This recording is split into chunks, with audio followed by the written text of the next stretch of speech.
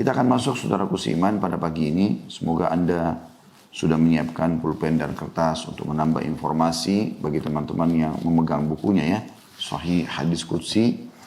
Dan bagi yang mengikuti secara online pun saya berharap Anda bukan hanya sekedar mendengar. Karena dalam menuntut ilmu itu sangat sempurna kalau kita menggabungkan antara mata yang melihat, telinga yang mendengar, ya kemudian juga lisan yang mengulangi, maksudnya menghafal, dan tangan yang menulisnya. Bahkan kata sebagian ulama, ya, tinta atau pulpen yang dipakai untuk menulis ilmu itu jauh lebih afdal daripada darah yang tertumpah di medan perang. Gitu. Karena ilmu itu atau seorang alim bisa menyabarkan dan memotivasi 1000 mujahid gitu, untuk berperang dengan ilmunya. Begitu juga dia bisa membuat sabar 1000 orang fakir miskin ya, agar mereka tabah dalam cobaan yang sedang Allah datangkan. Jadi ilmunya sangat mulia. Baik, kita akan masuk insya Allah di halaman 129, tepatnya urutan hadisnya 115. Di sebelahnya ada titik 2, sahih, atau hadis ini sahih, tentang keutamaan sholat-sholat sunnah. Sebelum kita baca teman-teman sekalian, saya tidak tahu kenapa masih banyak di antara muslimin yang malas sekali mengerjakan ibadah-ibadah sunnah. Setelah saya coba telusuri, ini ijtihad saja dari saya. Saya melihat mungkin mereka terkurung di definisi sunnah itu sendiri. Mereka menganggap sunnah secara fikih adalah, walaupun itu memang dipilih oleh ulama definisinya, mengerjakannya dapat pahala, meninggalkannya tidak berdosa. Meninggalkannya tidak berdosa. Jadi definisi ini kadang-kadang disalahfahami oleh sebagian orang. Dia pikir, ya sudah, yang penting tidak dosa, nggak usah saya buat. Masuk ke dalam masjid, misal di waktu selain pandemi tentunya, masuk ke dalam masjid, dia ada kesempatan sholat qobliyah, ada kesempatan sholat wudu, ada kesempatan sholat tahiyat masjid. Enggak. Dia lebih pilih main dengan handphonenya, atau dia lebih pilih untuk duduk langsung di masjid dan cuma menunggu sholat fardu. Selepas sholat fardu ada amalan sunnah banyak. Bahkan amalan sebelum sholat sunnah, sholat wajib kita tahu ada selain sholat sunnah ada doa yang mustajab, waktu mustajab doa. Ini semua disia-siakan. Begitu juga dengan setelah sholat fardu ada zikir, ada sholat ba'diyah, disia-siakan. Tentu ada 2 sholat subuh dan asar tidak ada ba'diyahnya. Tetapi teman-teman sekalian seperti duhur, ya, maghrib, isya kan ada ba'diyahnya juga. Dia lebih berpikir selesai sholat fardu cukup, lalu mulai dia keluar untuk beraktivitas. Dan ini disayangkan sekali. Sebenarnya nanti akan kita sebutkan banyak sekali keutamaan sholat sunnah itu.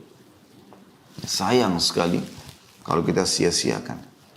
Ada banyak orang begadang sampai malam. Mungkin dengan tontonan-tontonannya. Tapi dia nggak pernah mau begadang untuk sholat tahajud. Untuk sholat witir.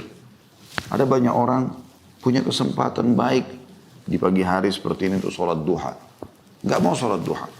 Tapi kalau meeting soal bisnis, atau duduk ngobrol kosong dengan teman-temannya, itu bisa gitu ya, dia lakukan. Jadi kita sayangkan sekali. Ya. Dan insya Allah pada kesempatan ini kita ingin membahas masalah itu insya Allah. Makanya saya berikan pembukaan seperti ini. Karena banyak sekali orang begitu.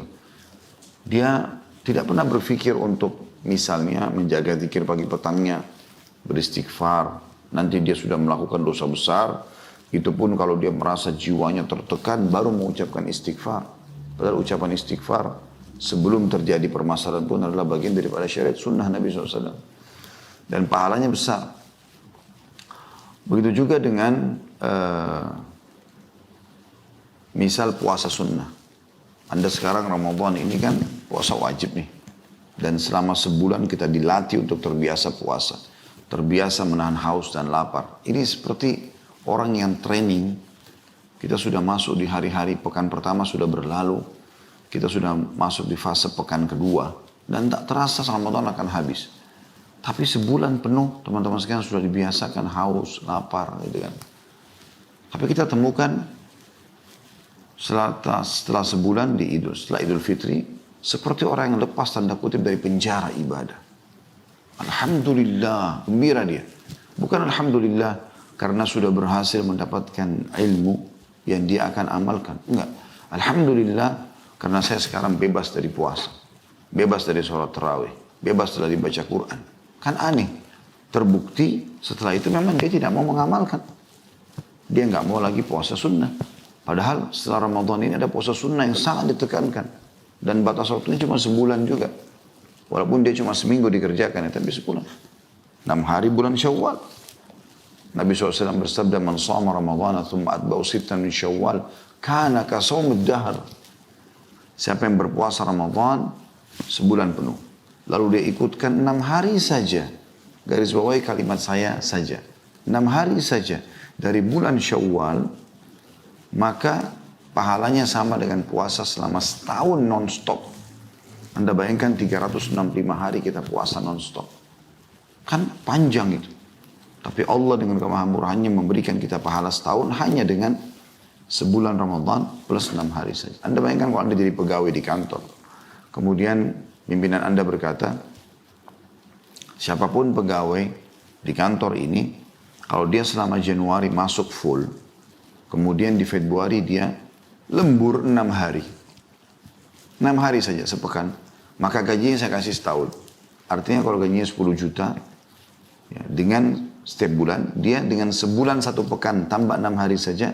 6 hari ini kata kunci pengikat yang 1 bulan tadi.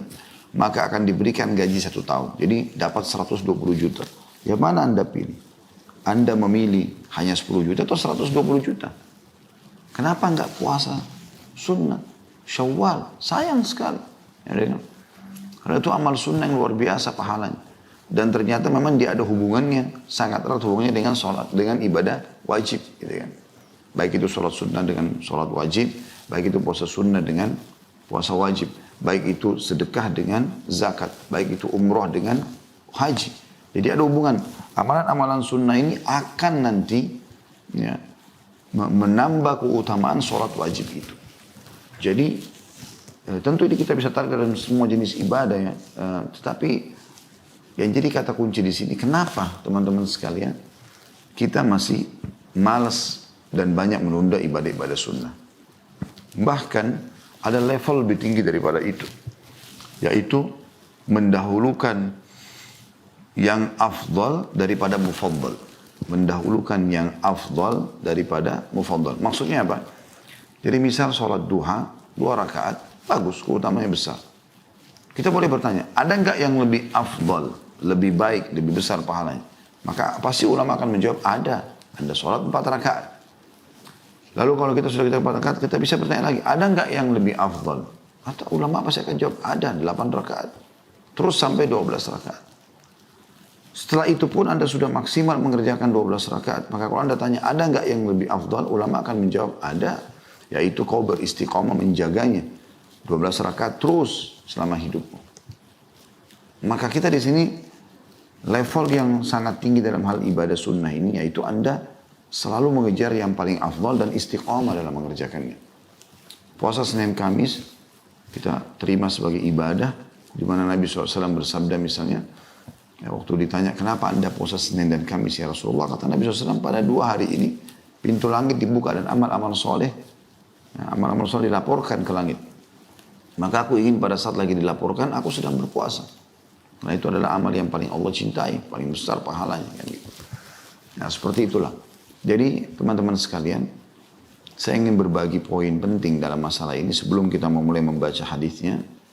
Ketahuilah amal sunnah itu bukan hal yang hanya untuk dikenang. Tetapi Nabi SAW sampaikan untuk dikerjakan. Terbukti karena difahami sebagaimana saya kata-kata untuk dikerjakan, Nabi SAW praktekkan, para sahabat berlumba-lumba mengerjakannya. Berlumba-lumba mengerjakannya. Mereka berlumba-lumba membaca Al-Quran, berlumba-lumba berzikir, berlumba-lumba berjihad, berlumba-lumba bersedekah, berlumba-lumba. Dan Allah mengatakan dalam Al-Quran, wa fi dzalika falyatanafasil mutanafisun. Dan pada saat itulah ya, orang-orang wajar pada amal-amal inilah orang-orang saatnya berlumba-lumba di situ. Ya. Dan pertanyaan sederhana, kenapa Anda tidak kerjakan? Kesibukan apakah yang Anda lakukan? Gitu. Padahal Ringan sekali sholat sunnah itu. Awalnya akan berat, karena Anda belum adaptasi. Tapi coba baca keutamaannya lalu Anda kerjakan. Lama-lama akan menjadi sebuah pola. Bahkan merasa kehilangan kalau Anda tidak mengerjakannya. Rugi. Misal umur Anda 70 tahun Allah kasih. Kemudian ada teman Anda B 70 tahun. Dia sholat sunnah, Anda tidak. Toh sama aja akan melalui 70 tahun itu kan. Sama aja. Kadang-kadang ada orang subhanallah meninggalkan sholat ba'diyah tadi, sholat qabliyah hanya karena hal-hal yang kosong. Padahal tidak akan terulang kesempatan emasnya itu. Kalau pagi ini Anda tidak sholat duha, sampai menjelang misalnya sebentar azan duhur, sudah azan duhur, maka buku amal Anda dicatat hari ini Sabtu, ya, Anda tidak memiliki sholat duha itu.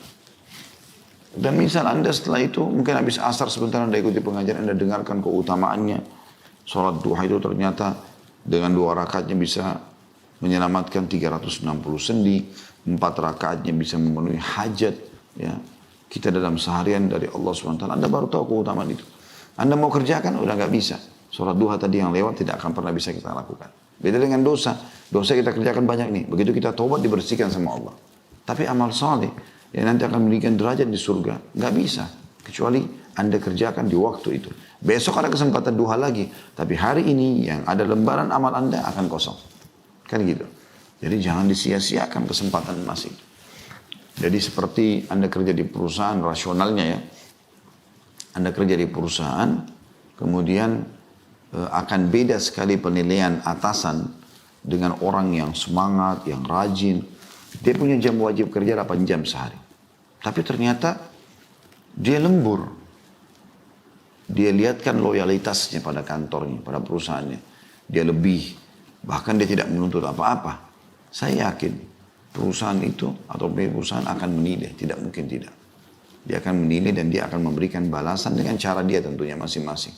Dan tidak ada yang lebih baik memberikan balasan kecuali Allah Subhanahu wa ta'ala. Baik, kita akan masuk teman-teman membaca hadisnya ya. Tadi itu pembukaan supaya kita seperti punya, kalau mau perang itu kayak dibekali dengan senjata-senjata untuk ya punya untuk bisa mempertahankan diri dari gangguan-gangguan musuh. Seperti itu juga dari syaitan ya. Saya berharap itu sehingga kita kalau pelajari hadis nanti kita sudah punya perangkat untuk menepis semua godaan syaitan yang membuat kita tidak mau mengamalkannya. Hadis nomor 115 dengan sanad sahih dari Abu Hurairah radhiyallahu anhu dari Rasulullah SAW, beliau bersabda, "Awwalu ma yuhasabu bihi al-'abdu salatuhu. Fa in kana akmalaha wa illa qala Allah azza wa jalla unzuru li 'abdi min tatawwu'in fa in wujida lahu tatawwu' qala akmilu bihi al-fariidah." Artinya, perkara hamba yang paling pertama akan dihisab ialah sholat wajibnya pada hari kiamat. Jika dia telah menyempurnakannya, semuanya bagus, ya, pahalanya juga sudah ada, dalam kurung maka itulah yang diharapkan. Dan jika tidak, dia belum melengkapkan, maka Allah yang maha mulia dan maha tinggi berfirman, lihatlah sholat sunnah hambaku. Allah berfirman kepada para malaikatnya, jika didapatkan dia memiliki sholat sunnah, maka Allah berfirman, sempurnakan sholat wajib tersebut dengannya. Hadis sahih riwayatkan oleh An-Nasai. Baik teman-teman, sedikit kita coba lebih banyak membahas tentang hadis ini. Hadis ini teman-teman menyebutkan tentang keutamaan sholat sunnah. Keutamaan sholat sunnah. Jadi kita mungkin tidak membahas lebih global tentang masalah sholat secara umum, tapi kita membahas tentang sholat sunnah. Baik, kita coba teman-teman sekalian renungi beberapa keutamaan sholat sunnah itu sendiri. Saya akan coba di awal pembukaan melengkapkan dan membahas lengkap hadis tadi ya, karena ini oleh penulis Mustafa Al-Adawi, beliau mengambil potongan hadis sebagai saksi bahasan saja. Tapi hadis lengkapnya begini. Nabi SAW bersabda, Inna awwala ma yuhasabu an-nasu bihi yawmal qiyamah min amalihim as-salah.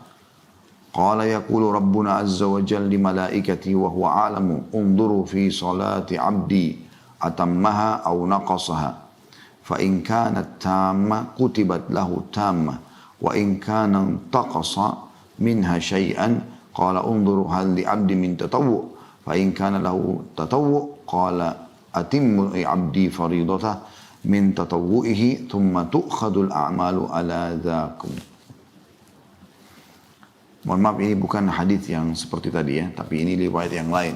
Saya keliru tadi di awal membahasakan lengkapnya hadis yang ditulis oleh Syekh Mustafa Adawi. Rupanya yang saya coba susunkan sebagai penjelasan dari hadis ini adalah hadis lafaz yang berbeda, maksudnya lafaz lain tetapi semakna.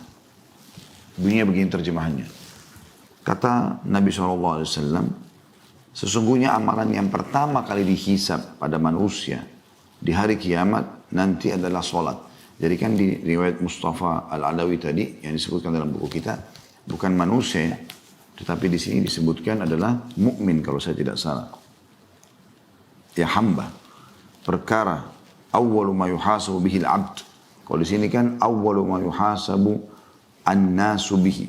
Jadi bedanya lafaz yang di buku kita yaitu awal yang dihisab dari seorang hamba pada hari kiamat, sementara ya, di lafaz yang saya bacakan sekarang yang hadis riwayat Abu Dawud, Ibnu Majah, Ahmad dan Syekh Al-Albani menyatakan hadis sahih, yaitu sungguhnya amalan yang pertama kali dihisab pada manusia di hari kiamat adalah salat.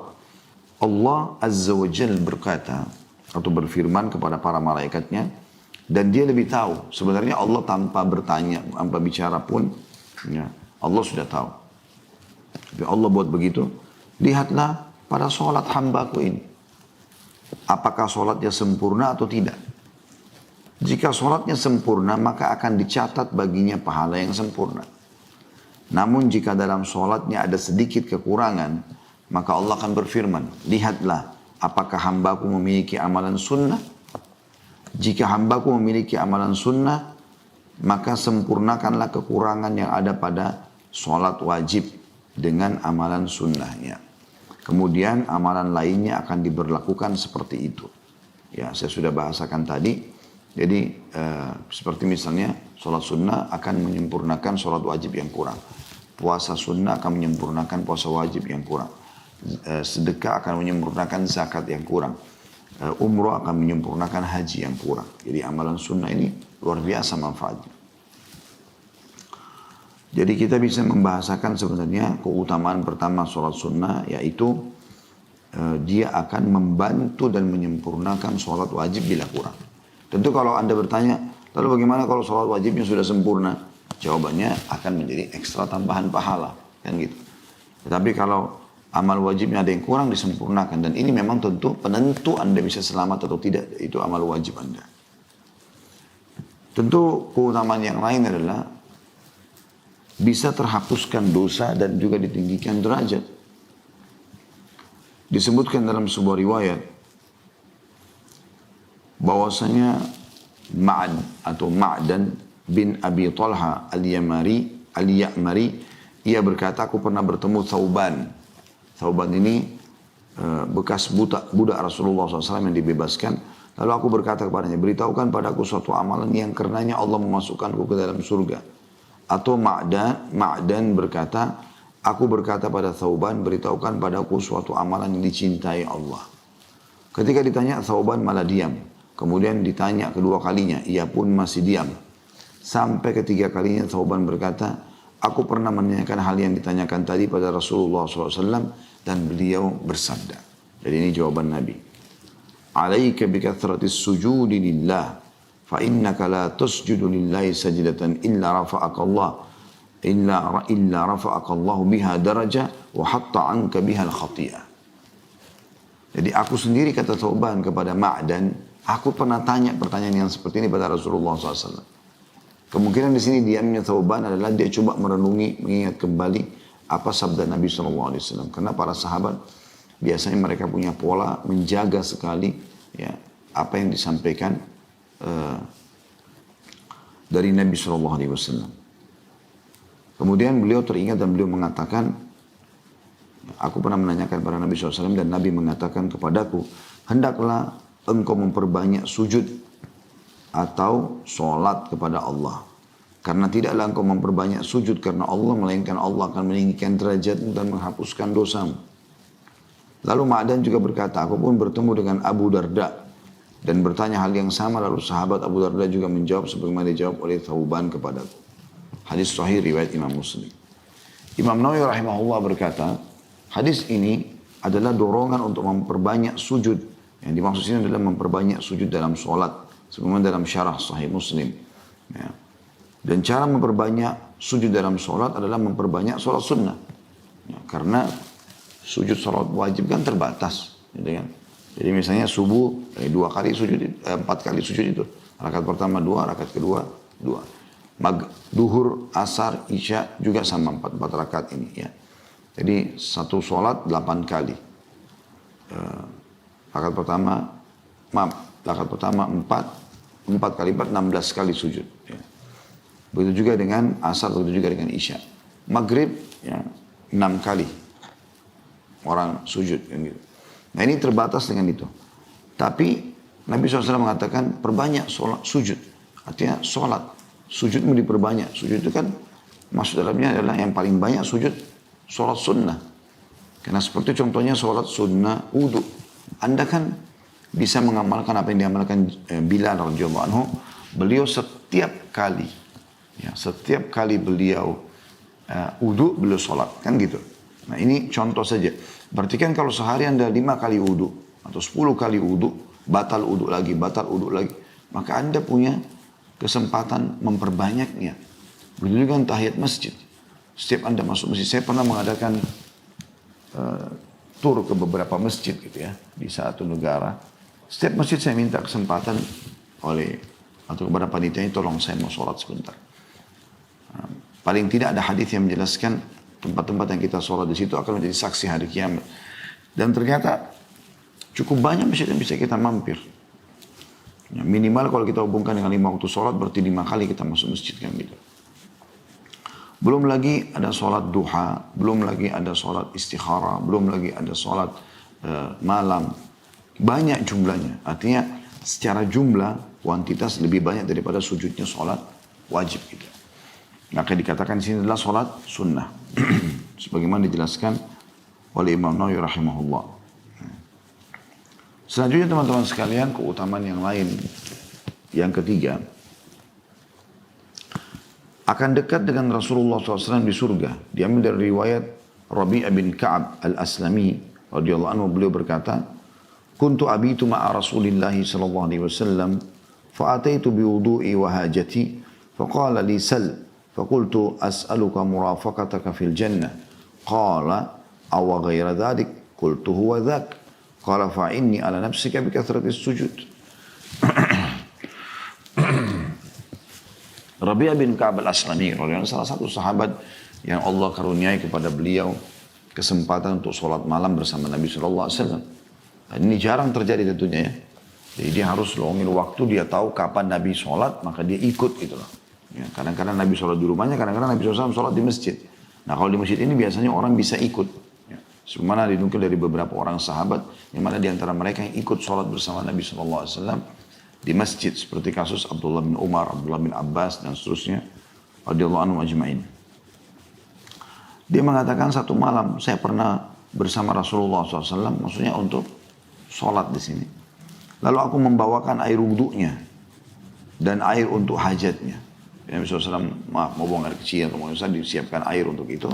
Begitu juga setelah itu kalau sudah selesai maka sudah suci, maka beliau wudhu, maka saya siapin kedua air untuk hajat itu. Lalu beliau sebagai bentuk berterima kasih kepada sahabat ini, Nabi SAW suka sekali ya, memberikan balasan. Beliau bukan memberikan balasan materi, tapi beliau mengatakan mintalah sesuatu. Ketika kau telah menyiapkan air wudukku segala macam, ada sesuatu yang kau ingin minta. Dia mengatakan, aku hanya meminta agar aku bisa menjadi teman dekatmu di surga. Atau aku akan selalu bersamamu di surga. Jadi di mana anda derajatnya, saya dekat situ. Maka beliau SAW bertanya, apa ada sesuatu yang lain yang kau minta? Aku menjawab, kata sahabat ini, tidak ya Rasulullah. Maka beliau menjawab, kalau begitu, Nabi SAW jawab kepada Rabi'ah ya, bin Ka'ab al-Aslami radhiyallahu anhu, kalau begitu bantulah aku agar mewujudkan apa yang kau inginkan dengan banyak melakukan sujud. Hadis sahih riwayat Muslim. Nah ini teman-teman sekalian kita bisa ambil jelas sekali benang merahnya ya. Kalau Nabi SAW menjanjikan agar bisa bersama beliau di surga, gitu kan? Memperbanyak sholat sunnah. Karena banyak sujud sudah kita jelaskan maknanya tadi. Kemudian yang keempat teman-teman sekalian, yang bisa kita ambil atau sebutkan keutamaan dari orang yang sholat sunnah. Sholat itu sendiri adalah amal yang paling Allah cintai. Dan sebaik-baik amal. Diambil dari riwayat Thauban radhiyallahu anhu, ia berkata, Rasulullah SAW bersabda, dan ini hadis sudah kita bahas panjang lebar di Sahih At-Targhib At-Tarhib ya. Yang bunyinya, kata Nabi SAW, istaqimu walan tuhsu. Beristiqamalah kalian dan sekali-kali kalian ya, jangan menghitung-hitung amal. Wa'lamu anna khaira amalikum as-salah. Dan ketahuilah, amal yang paling baik yang kalian miliki adalah salat. Tidak ada lagi mengalahkan pahalanya dan sangat luar biasa. Dicintai oleh Allah SWT. Wala yuhafidh 'ala al-wudu'i ilal mu'min. Dan tidak akan mungkin menjaga wudu kecuali orang mukmin. Ini kita jelaskan pada saat menjelaskan di Sahih At-Targhib At-Tarhib tentang keutamaan wudu ya. Beberapa hari atau waktu yang lalu. Ini juga kita selalu bedah di hari Jumat pagi. Mirip waktu seperti ini. Kemarin kita sempat membahas itu ya. Kalau tidak salah bahasan tentang hadis ini kita sudah bedah panjang lebar. Bahkan satu pertemuan, 1 jam lebih membahas hanya hadis ini saja.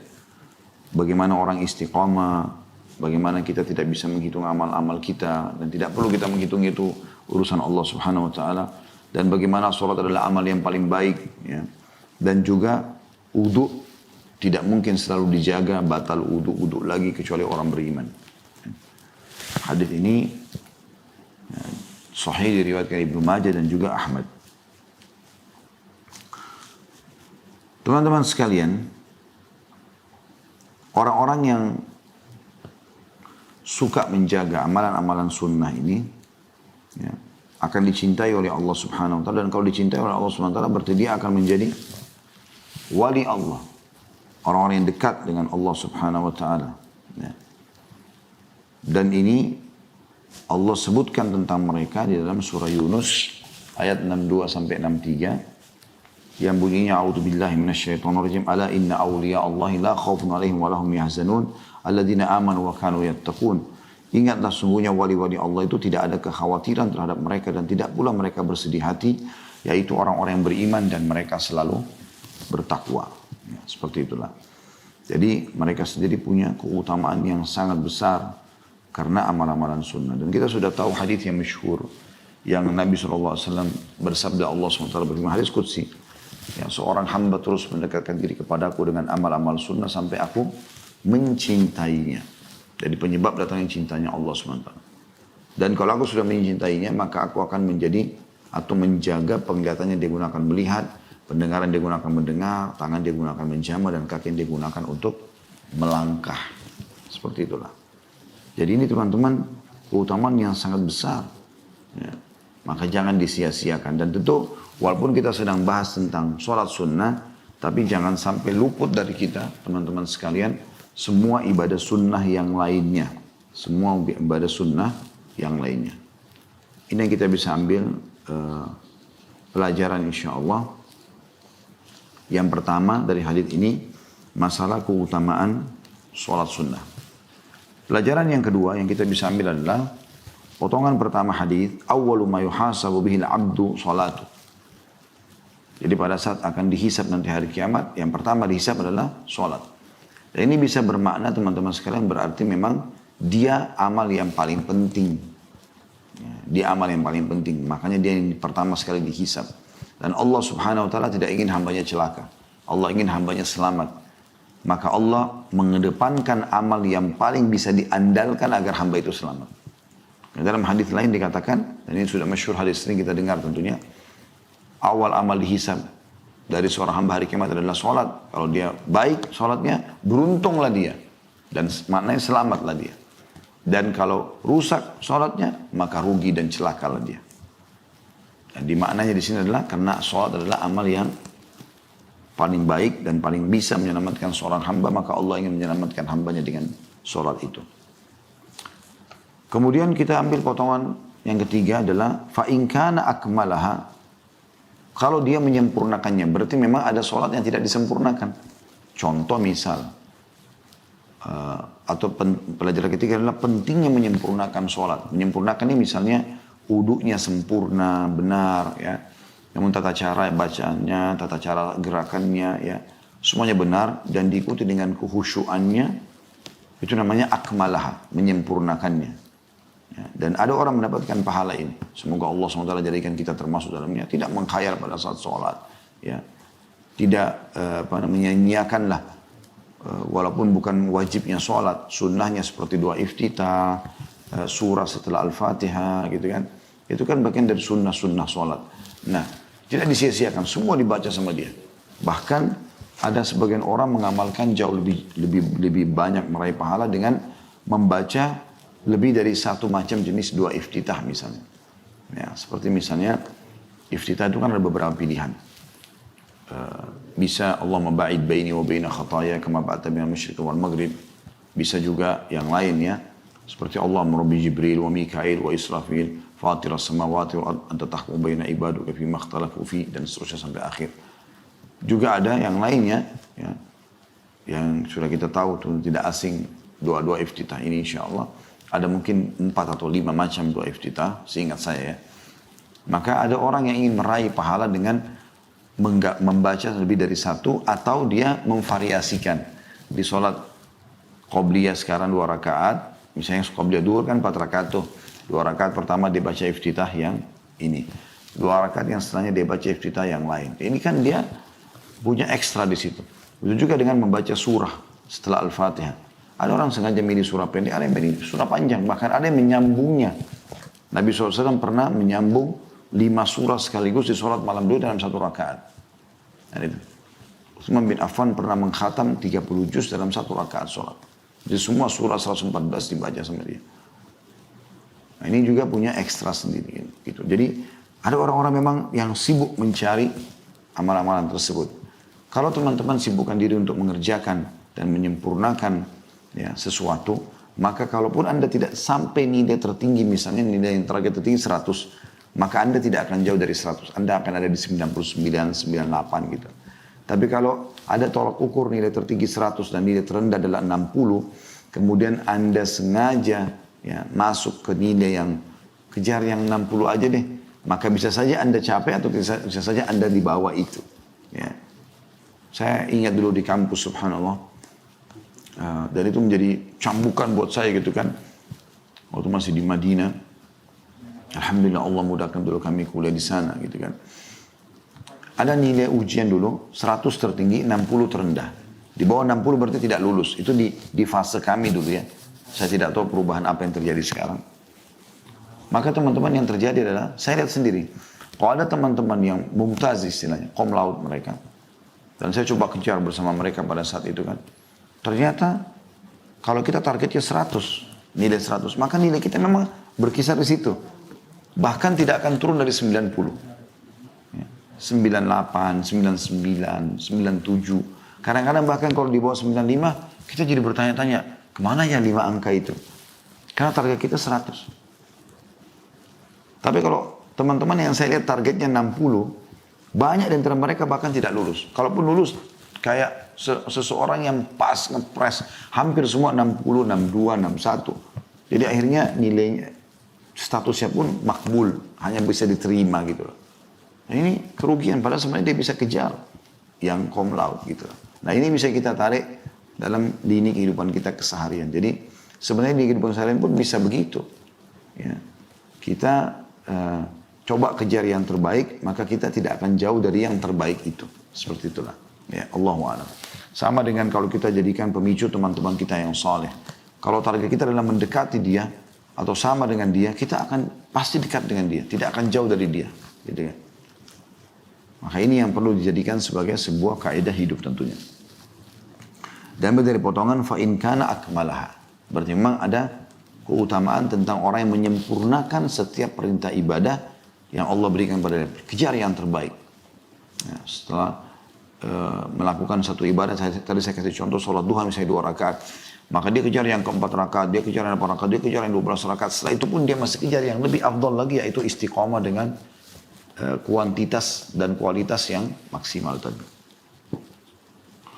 Kemudian pelajaran yang keempat adalah potongan wa illa qala Allah azza wa jalla unzuru li 'abdi min tatawwu. Ya.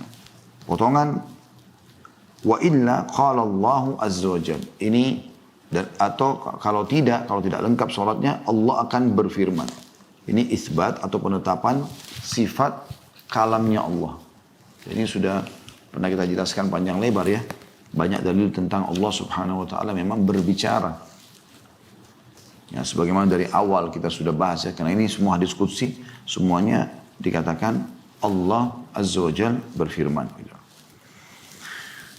Kemudian potongan yang selanjutnya, yang kelima ya. Firman Allah, unzuru li 'abdi min tatawwu. Lihatlah dari hambaku amal-amalan sunnahnya. Ini jadi saksi bahasan kita tentang pentingnya kedudukan amal sunnah tadi. Dan makna tatawwu teman-teman sekalian adalah digunakan lafaz ini kepada semua amal tambahan selain wajib. Ya, salat tatawwu, puasa tatawwu ya. Ini bisa dipakai digunakan lafaz ini. Dan bagaimana Allah subhanahu wa ta'ala memuliakan orang mukmin agar bisa selamat. Kalau nggak cukup amal wajibnya, maka amal sunnahnya. Mirip kalau kita di sekolah itu, kalau nilai ujian utamanya nggak cukup, maka coba cari ujian hariannya, coba cari absensinya, ya, dan seterusnya. Seperti itulah. Jadi ini yang kita bisa ambil daripada hadis bahasan kita ini.